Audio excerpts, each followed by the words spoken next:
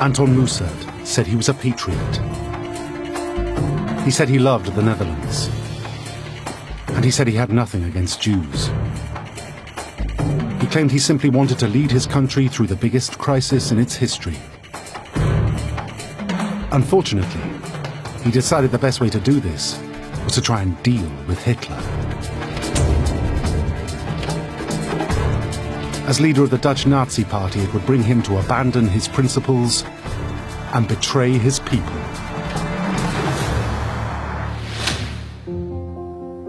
Because of his actions, the Dutch suffered a famine on a terrible scale.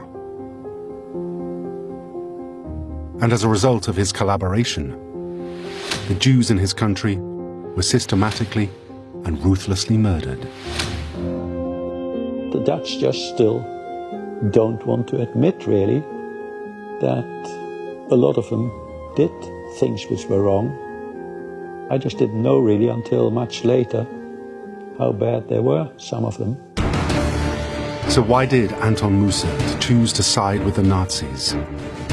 Was he simply weak, naive, a dupe for Hitler? Or was he just an evil and pernicious collaborator?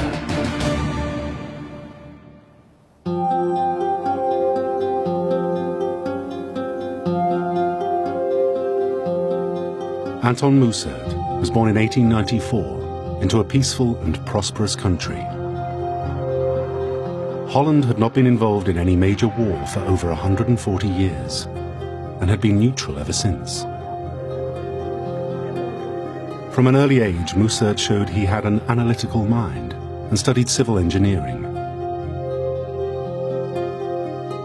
He worked for the Utrecht Council, helping to design and build roads, rail and canals. He was also a strong patriot. In the 1920s, he became active in several extreme right organizations. The emergence of extremism was seen as highly unusual in what had long been a harmonious society. But then came an event that would breathe life into his extremist beliefs.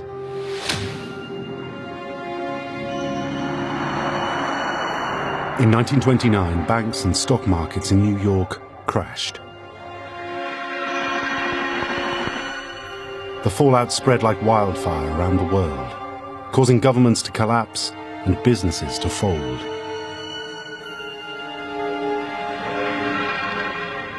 Thousands lost their jobs and began to starve. The economic depression was deeper and longer in the Netherlands than anywhere else in Europe, in part due to disastrous decisions by the Dutch government.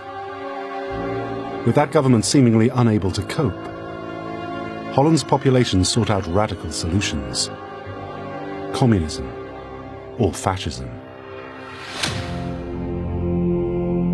Anton Mussert saw his chance. On the 14th of December 1931, he founded the National Socialist Movement, or NSB. Die einzige Macht und alleinige Macht in Deutschland. Mussert's NSB was modeled on Hitler's Nazi Party in Germany. It shared the Nazi beliefs of love of nation, a willingness to work, and in strength of leadership.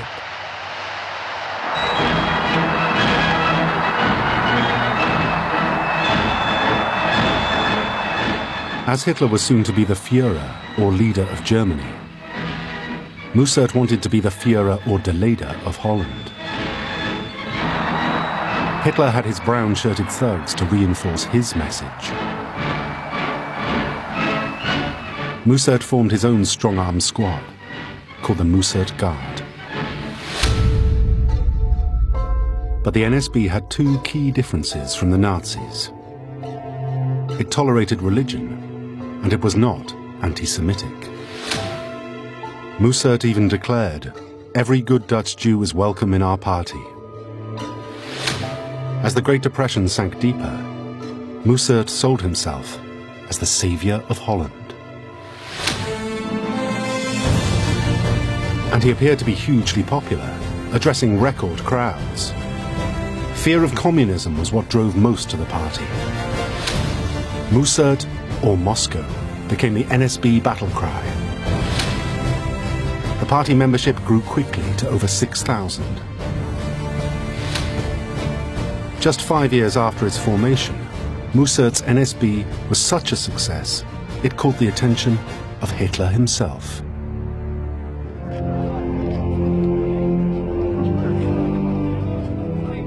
Mussert was invited to meet the Führer in Berlin in late 1936.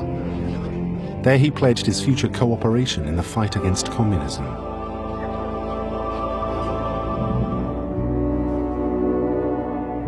Filled with pride, Mussert unleashed his party in a general election.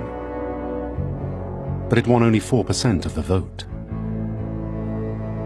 It did even worse in local elections in 1939.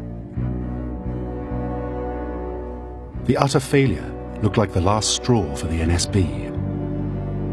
But these would be the final elections they would fight. The Nazis would see to that.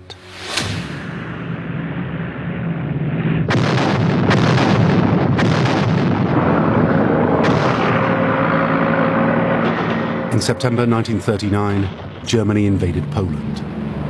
The Second World War had begun.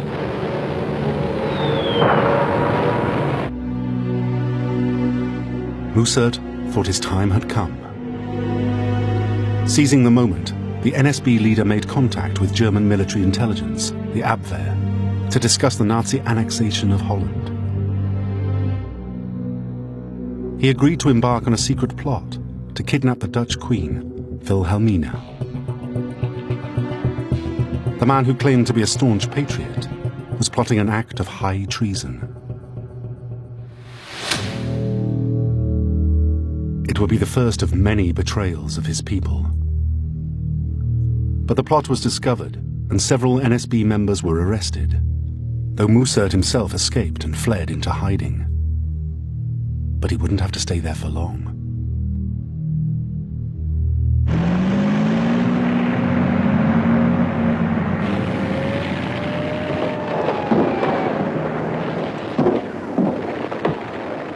On the 10th of May 1940, Germany invaded Holland.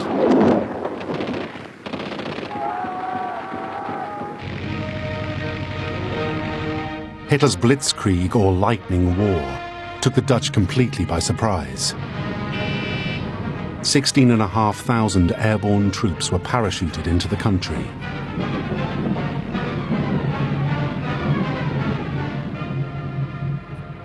In the coastal town of Heemstede lived Hans Oppenheimer and his wife Rita. They had 3 children. The Oppenheimers were German Jews who had traveled to Holland via England in search of a better life. 9-year-old Rudy had no idea what lay in store for his family. The Dutch were, of course, shooting at the planes. You could see these little puffs. In the end, you could see them hitting them. Those planes were burning, spiraling out of control, then sort of making a pirouette and dropping in the meadows which surrounded Heemstede. So, with my friends, we cycled there to have a look at this, and we managed to get into the meadows and see all this junk lying there, really. We collected souvenirs, took it back to school, and had a great time. We swapped it. The Germans made rapid progress, but faced pockets of stiff resistance, particularly in the city of The Hague and outside the port of Rotterdam. Rotterdam was Holland's second largest city with 500,000 people. Capture of its huge North Sea port was seen by Hitler as vital to his plans for the conquest of Europe.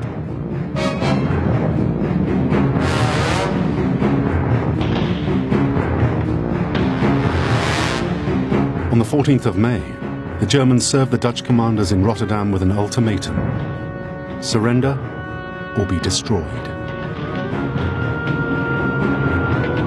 No reply was received, and at 1:20 in the afternoon, the bombers came.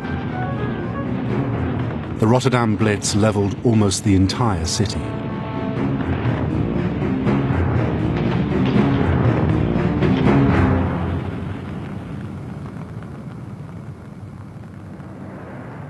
"25,000 homes were destroyed. 80,000 were made homeless.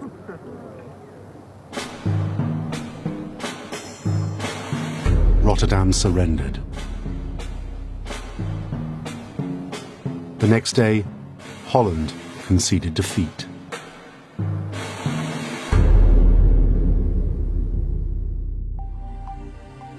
Despite being married to a German prince, Dutch Queen Wilhelmina, fearing for her life, fled to London.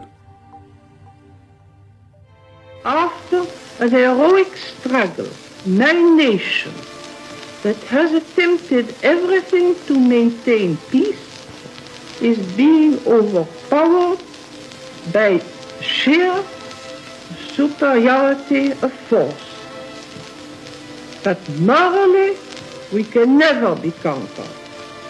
Our spirit will remain unbroken because our conscience is clear.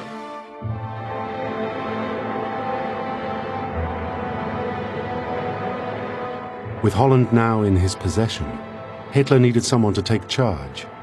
So he appointed Viennese lawyer Arthur Seyss-Inquart as his leader in the Netherlands. Seyss-Inquart had form.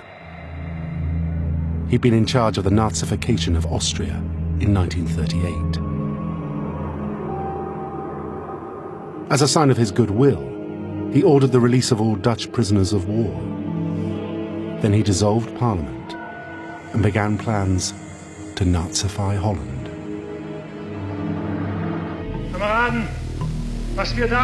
He addressed the Dutch people on the 29th of May, calling for cooperation of two Germanic peoples of the same blood. His aim was to unite the Dutch behind the Nazis. He then made overtures to the NSB. Anton Mussert came out of hiding and gathered his NSB supporters together.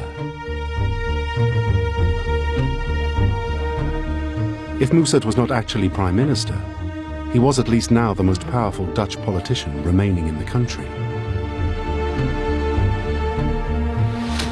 Grabbing this opportunity, Mussert presented Seyss-Inquart with a bold plan. He suggested taking over Queen Wilhelmina's vacant role as head of state to become de Leyder of Holland. Seyss-Inquart treated the idea with courtesy, and Mussert was invited to meet Hitler on the 23rd of September 1940. Mussert presented the Führer with a plan to create a League of Germanic peoples in Europe. This so-called Nordic Federation would have Hitler as its leader, but individual countries would also have separate leaders. Mussert proposed himself as the leader of Holland. Hitler cleverly threw the ball back to Mussert by suggesting that first his country must embrace National Socialism and should be what he called re-educated. Mussert agreed, seeing it as an opportunity for the rebirth of his beloved Holland. It was the first time that the Nazis would take advantage of Mussert's naivety.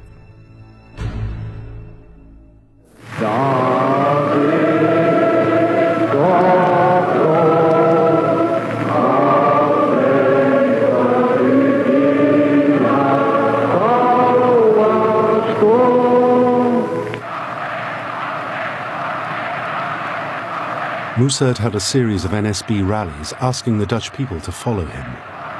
He told them he would be their leader and promised them a safer, stronger Holland. The Dutch people, my people, and I repeat the words of their hopes, to knock on Hitler's door and ask for a place in the new Europe. A Europe controlled by Hitler and Mussolini, a place according to their virtues and their abilities.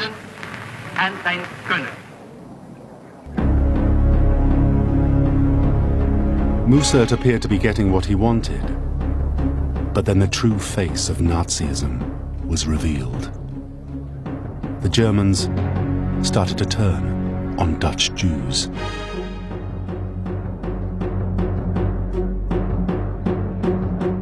In 1940, there were over 150,000 Jews living peacefully in Holland. The Germans had to move slowly but gradually they imposed their will. They began by issuing the entire population with identity cards detailing their racial background. Then all Jews were dismissed from government jobs and banned from public places. We couldn't use public transport anymore. We couldn't buy in normal shops. We had to buy in the Jewish shops, which would only open for 2 hours a day. We also had a curfew. It was pretty rotten, being a Jew, really. The worst, I suppose, was being home, to have to be in your flat at 8 o'clock in the evening in the summer.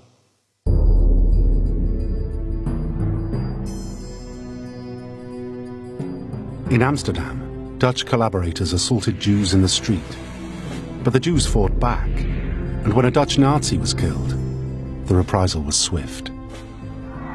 400 Jewish men were snatched off the street and disappeared. Mussert, the self-styled leader, was outraged. He'd promised his people he'd protect them. Now they were being persecuted. There was nothing he could do. So in protest, thousands marched through the center of Amsterdam. It was the first sign that his authority was waning. For 48 hours, the workers of the city went on strike in support of the Jews. But the Germans didn't care. They shot and killed 9 of the strikers. Fearing a bloodbath, the protest was abandoned. But faced with such opposition, the Germans hardened their approach. They sealed off the Jewish quarter of Amsterdam, turning it into a ghetto. Within just a few months, Mussert's promise to protect his people was already ringing hollow. But his promise to re-educate his country was also ringing hollow to the Nazis. They thought the demonstrations showed that Mussert lacked the stomach for a fight. So Seyss-Inquart began to undermine Mussert by favoring other NSB members. The head of the Netherlands Bank was Rost van Tonningen. He was a supporter of Nazification, even wishing to see the Dutch language replaced with German. He was an unpredictable, rabid anti-Semite, and he frightened even Mussert. Seyss-Inquart now appointed von Tonningen as a co-leader of the NSB. With his position as NSB leader under threat, Mussert changed his moderate view on Jews. He agreed to expel Jews from the NSB and then launched a Jews Not Wanted campaign. It was yet another betrayal of his people. His dangerous game with the Nazis had taken a new, darker direction. And then came an opportunity to ingratiate himself with Hitler once again.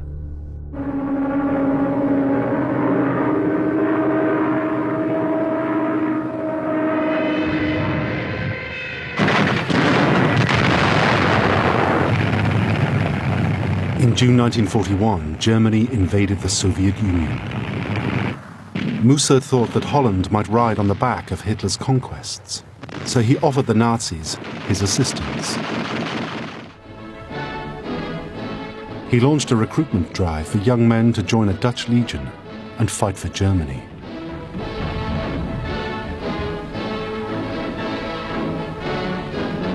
Auf dem Marsch zum Bahnhof. The legion was first sent to Germany for training.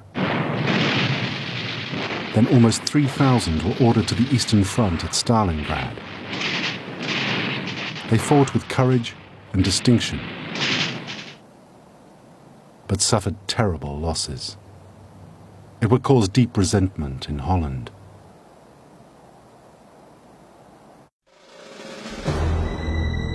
Mussert then made another attempt to win back credibility by making a bold power play. He requested a further meeting with Hitler, at which he publicly swore an oath. He declared, "I swear to you, Adolf Hitler, as Germanic Führer, loyalty unto death, so help me God." In return, He'd asked to be installed as the Deputy Führer of the entire German Reich. Hitler refused, but Mussert's position was then undermined again by events on the other side of the world.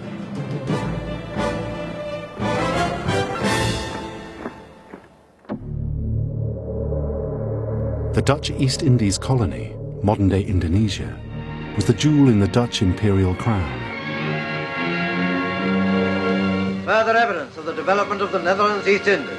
A typical washing day scene in Batavia canals goes side by side with a busy scene in the harbour.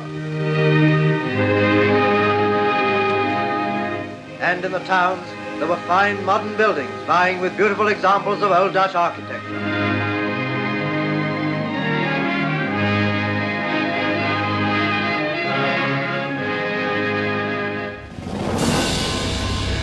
The Dutch East Indies was also a huge producer of oil. Japan, the Nazis' allies, had no oil of its own, and it was just waiting for an excuse to invade.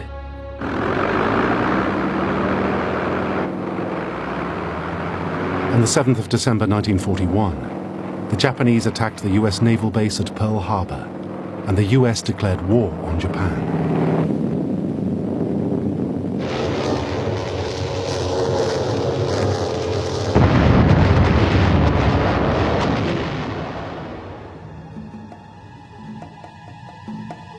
In response, Queen Wilhelmina also declared war on Japan.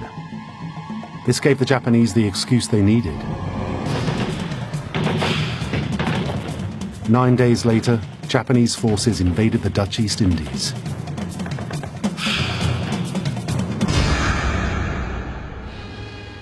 These then were the islands which acted as a magnet to the greedy little men of Nippon. And with the fall of Singapore, they advanced swiftly upon Java and Sumatra. The Dutch rose up and set the country's oil stores ablaze to prevent the Japanese getting their hands on them. But it was hopeless. By March 1942, the Japanese had overrun the islands. 2,000 Dutch were killed and 60,000 captured.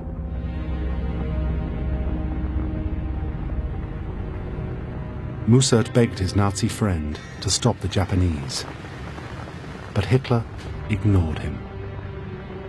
For Mussert, it was another disaster. His own citizens had been slaughtered by Hitler's allies. Mussert's promise to protect his people had been completely undermined. With Mussert humiliated by Hitler, his rivals in the NSB moved against him. Soon after invasion, the Germans set up an arm of their security police, the Dutch SS. It even incorporated the Mussert Guard. Its head, one of Mussert's principal lieutenants, was Hendrik Feldmayer. Now, under pressure from the Nazis, Feldmayer demanded his men take their future orders from Hitler. Mussert reluctantly agreed. So on the 17th of May 1942, 600 Dutch SS swore an oath of allegiance not to Holland, but Hitler. It was even renamed the Germanic SS in the Netherlands, and soon they would become involved in the Nazis' most terrible crime.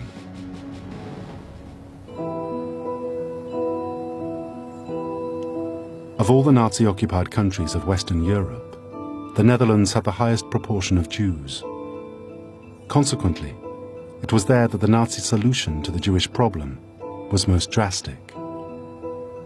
In June 1942, the roundup began. For the Jews, there was no way out. The country was surrounded by hostile territory. There was nowhere to run. They were trapped. Before we moved to Amsterdam in April '42, they introduced this Jewish star. You know, I had to wear a Jewish star. And here you can see one of my stars, which I wore. The star always had to be visible on the left-hand side, so you had lots of them. You had one on your coat, one on your blazer, one on your pullover, one on your shirt. Whenever you took anything off, it was still visible. But we didn't mind really wearing them at the time, because I recall we had the craze in those days that kids liked wearing as many badges as possible.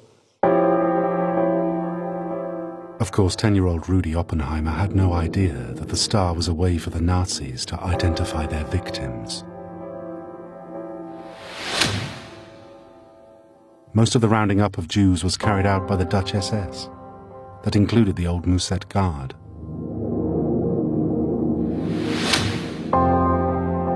The Jews were sent to the Westerbork camp in northern Holland. Ironically, the Dutch government had built Westerbork as a refugee camp to house Jews escaping from Nazi Germany. It had even been built with Dutch Jewish money. It now became the main route to extermination.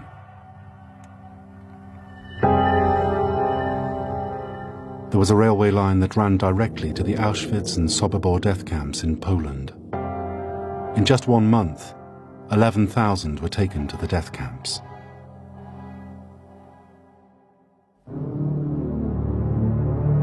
The rounding up and the transportations took place with Mussert's knowledge. All he requested was that former Jewish members of the NSB be spared. Even that was refused. Rounding up Jews was a lucrative business. One Dutch group, the Henneke column, took full advantage. Led by a Dutch mechanic, Wim Henneke, this special unit of 35 men, many of whom were members of Mussert's NSB, had agreed to clear the homes of the Jews after they'd been taken away. As in all other occupied countries in Europe, the furniture, clothes, and possessions of the Jews were stolen and redistributed in Germany. The Henneke column would invoice for their work, and it didn't take them long to realize how to make even more money. They would become bounty hunters. For each Jew they captured and turned in, Wim Henneke and his men received 7.5 guilders from the Nazis, equivalent to about £30 at the time. These are actual receipts given to Wim Henneke for the delivery of Jews. This is for a single Jew, date of birth 4th of August 1897. The second is for a family of 5 Jews in 1943. The total received 37 guilders and 50 cents. The Henneke column were at their most active throughout 1942 and 1943, and it's thought they arrested between 8,000 and 9,000 Jews, including children. There is no record of Mussert doing anything to stop them. But the Dutch fought back. They began hiding Jews from the Nazis. The scheme was nicknamed the Onderdike, or underdiving movement. An estimated 25,000 Jews were hidden during the war.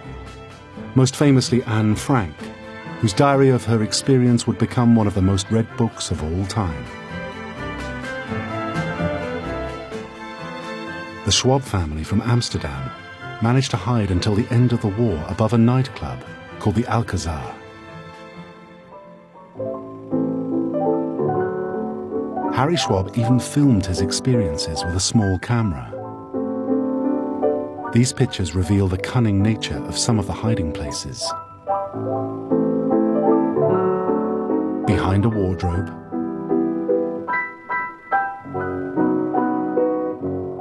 under the stairs, or other secret compartments.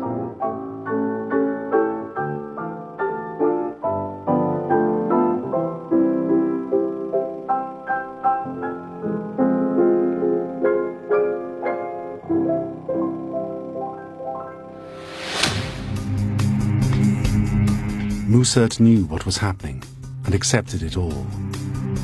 But by now he was fighting for his life. His power base was diminishing. His people had been slaughtered in the Far East. And now the Jews in Holland were being exterminated. He made repeated requests to meet Hitler, and finally got his meeting.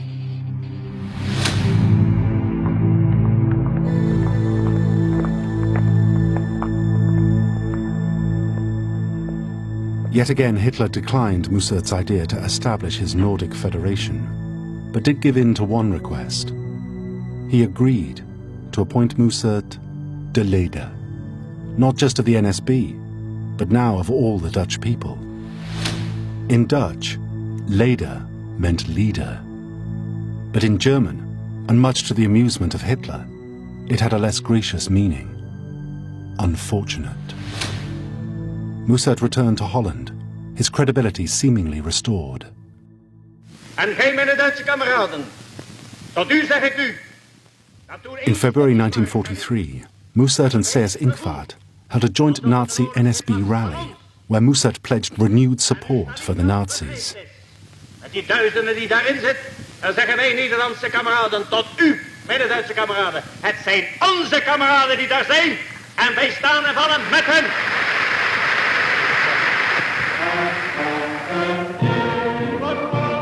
In reality, Mussert's new position was just a sham.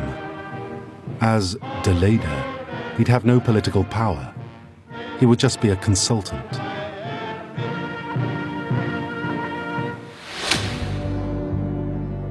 But in the eyes of ordinary Dutch people, Mussert had now become the Nazis' top emissary in Holland. And despite being reviled by the general public, the NSB was still active. The Oppenheimer family were about to find out how. We could see the German soldiers and policemen going through our road, and we also saw they left the road without having knocked on our door, because we kept on watching through the curtains a little bit.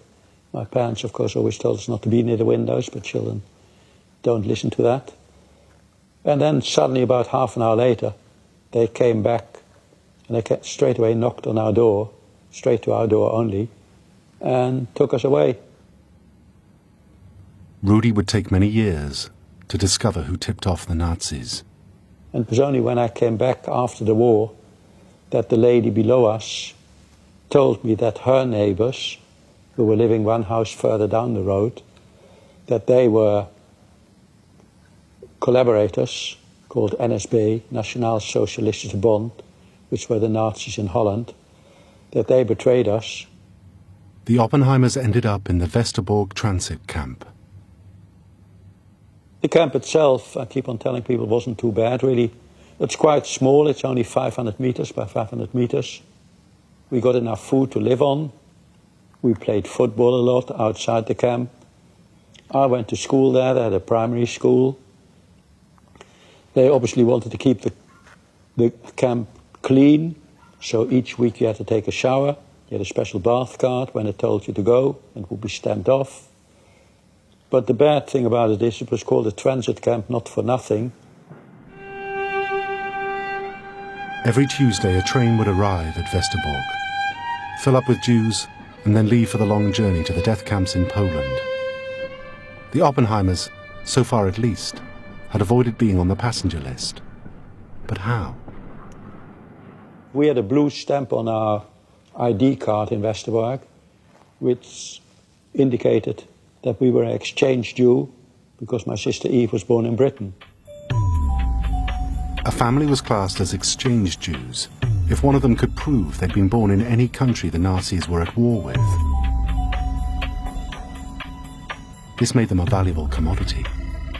Exchange Jews could be swapped for German citizens imprisoned in other countries, such as Palestine and the USA. Eve Oppenheimer had been born in London in 1936 and had a British birth certificate. It qualified the family as exchange Jews. We didn't have to go because there was some sort of rule by the commandant, who probably got the rule from Amsterdam, from the higher authorities, not to send those exchange Jews away.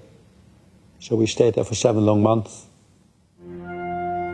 The Oppenheimers would be excused being listed for transfer, for now. As the harsh intentions of the Nazis and the NSB became clear, the Dutch people started to strike back. The Dutch resistance, fiercely loyal to their Queen of Orange, launched a series of attacks on prominent Dutch Nazis. In February 1943, the commander of the Dutch Legion, Lieutenant General Seyffardt, heard a knock at his door. As he opened the door, he was shot twice at point-blank range. 2 men fled the scene. Seyfarth died the next day, and the reprisals were swift. The Nazis took 50 men hostage and executed them.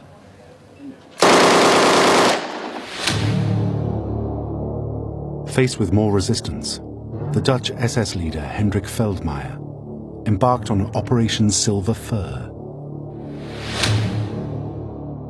Veldmayer assembled a 15-man death squad with the express purpose of carrying out retaliatory attacks against civilians. They murdered 54 Dutchmen,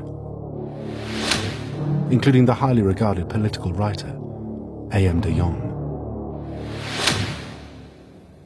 Mussert was horrified. He bitterly opposed their actions and expelled Veldmayer from the NSB. He then demanded a further meeting with the Führer. But by now, Hitler had other things on his mind. In the Soviet Union, the German army was in full retreat. 100,000 men had been captured in Stalingrad.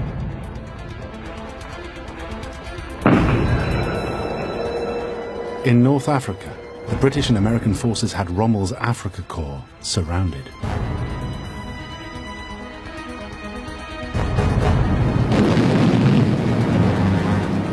And the Americans were winning the war in the Far East.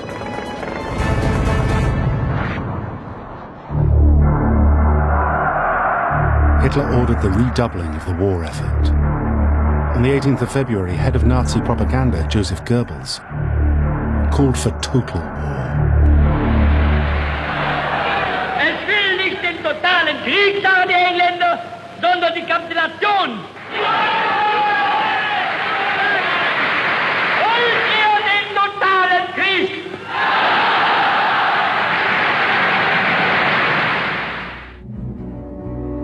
The Nazis ordered all Dutch soldiers whom they'd captured in 1940 to switch sides and report for duty in the Dutch Legion. Dutch workers responded by downing tools again and refusing to work for the Third Reich. This unprecedented strike led to the deaths of 80 by firing squad.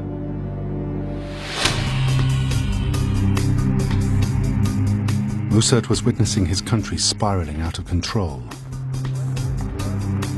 He'd lost command of his police. 100 NSB members had been assassinated, and thousands of men had died on the Eastern Front. On the 4th of December 1943, Mussert, his reputation in tatters, had his last meeting with Hitler. Hitler told him that he would never be granted any political power. Mussert and his NSB were totally isolated. Detested at home, rejected by Hitler. And all this time, the Nazis' murder machine was still operating.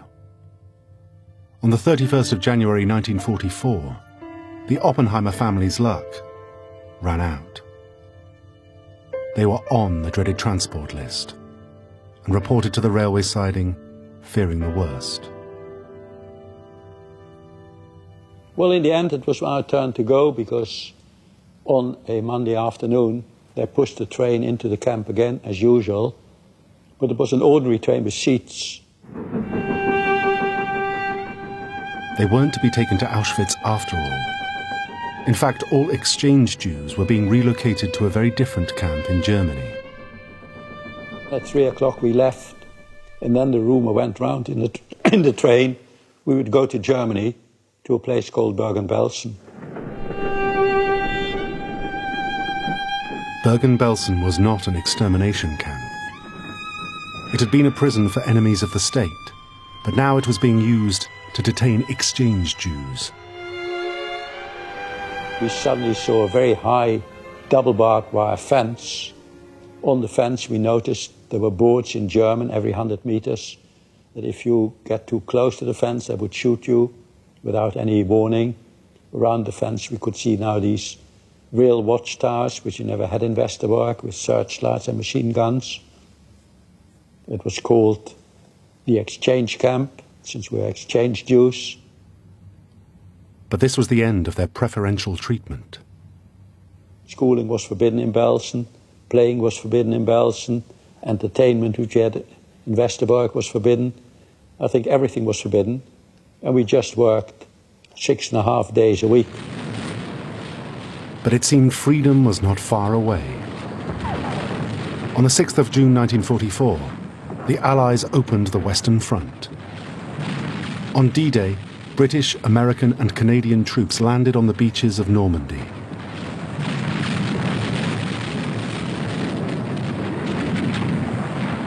With them, a 1,500-strong brigade made up of Dutch soldiers who'd fled Holland in 1940.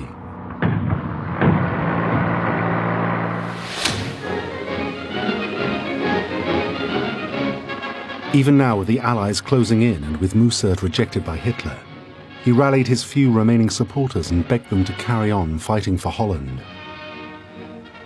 The fight was soon on their doorstep.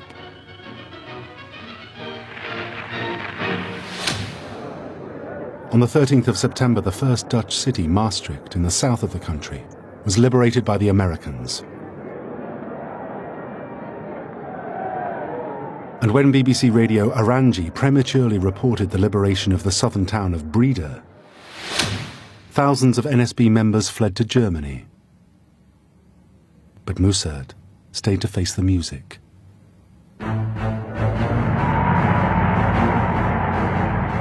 Across much of the country, the Dutch began celebrating wildly, believing they too would soon be free.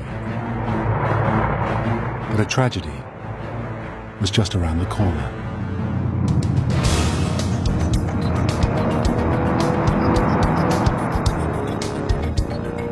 Just 4 days later, Operation Market Garden was launched by the Allies. The plan was to grab key bridges across the rivers Meuse and Rhine and cut off the Ruhr, the German industrial heartland. Over 40,000 airborne troops were dropped, and the bridges at Nijmegen and Eindhoven were taken.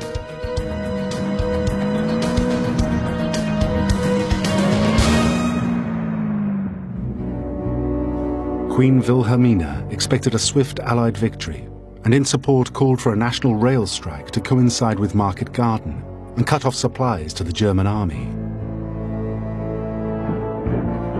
Railway workers walked out, bringing the Dutch rail network to a halt. But the Queen's optimism was premature. The British Army found the crossing at Arnhem a bridge too far. They were defeated, and the Germans wanted revenge. They cut off supplies of coal, gas, electricity, food, and water. Shops ran out of food. Stoves and fires burnt out. The Dutch scavenged what they could. It marked the beginning of one of the worst human tragedies of the war.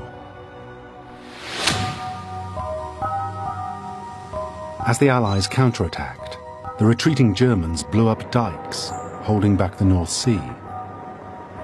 Fearing the whole of Holland might be flooded, the Allies held back their final assault.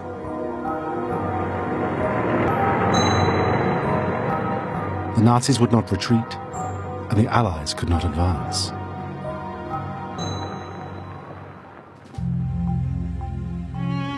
The stalemate left the Dutch in the west of Holland cut off, freezing and starving. The Dutch would later brand the coming months the Hunger Winter. This famine claimed the lives of 16,000, who died of starvation and the cold. Caught up in it was a severely malnourished 15-year-old ballerina who spent the winter eating flour from crushed tulip bulbs to stay alive and dancing to raise money for the resistance. Audrey Hepburn would survive the war, but would blame the famine for chronic illness suffered later in her life. All the while his people starved, Anton Mussert did nothing.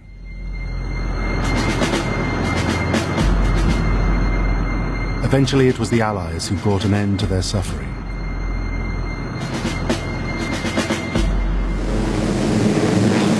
The Germans had agreed to complete immunity for Allied planes in 10 dropping zones from 700 hours to 1,500 hours daily.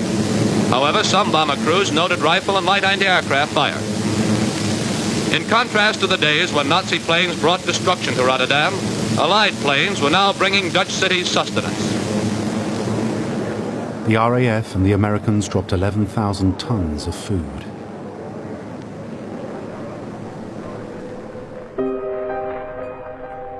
But conditions remained desperate for the Oppenheimer family inside the Bergen-Belsen concentration camp in Germany. Typhus had broken out, claiming the life of 15-year-old Anne Frank.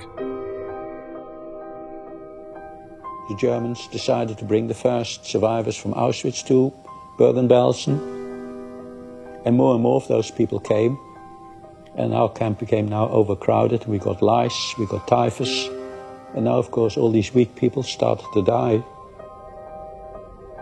Now my mum got ill and she was put in a hospital barrack, but of course by that time there was chaos in the camp. There were no longer doctors or medicine or anything like that. A woman told me and the rest of the family that my mama died. And of course we were very upset about that. But then a few weeks later my dad got ill and he was put in a hospital barrack. And again we visited him daily. But when we arrived there on the 20th of March 1945, he was no longer lying in a bunk bed, and the guy who was lying there told me my dad had died. By the spring of 1945, Germany's defeat was inevitable.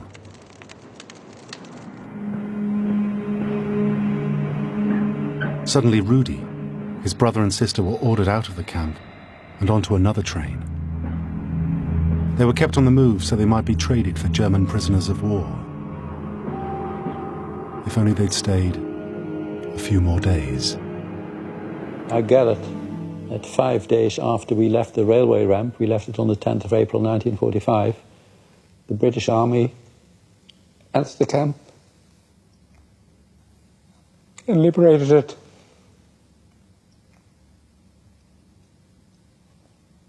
But of course I wasn't there anymore. From every corner of Europe, German troops are making the long trek back to the remains of their Third Reich. This contingent marches through Holland, whose people have felt the full weight of the Nazi jackboot.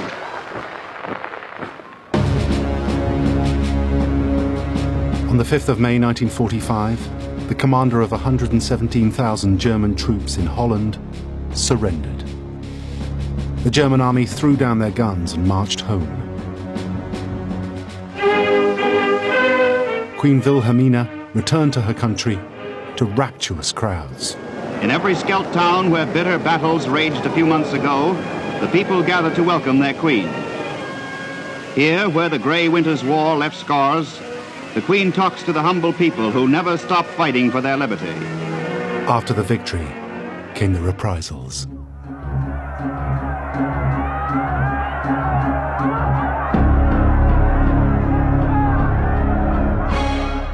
In Holland, over 120,000 were arrested for collaborating with the Nazis.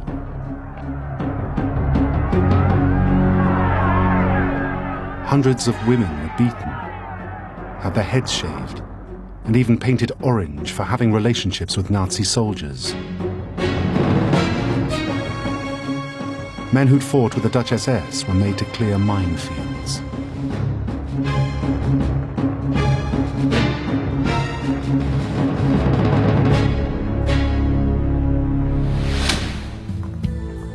Anton Mussert was arrested on the 7th of May and charged with high treason.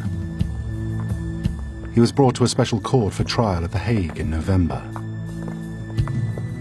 And after just 2 days was found guilty and sentenced to death. Having lost an appeal, Mussert begged the Queen for clemency. She refused, and exactly a year to the day after his arrest, he was executed by firing squad.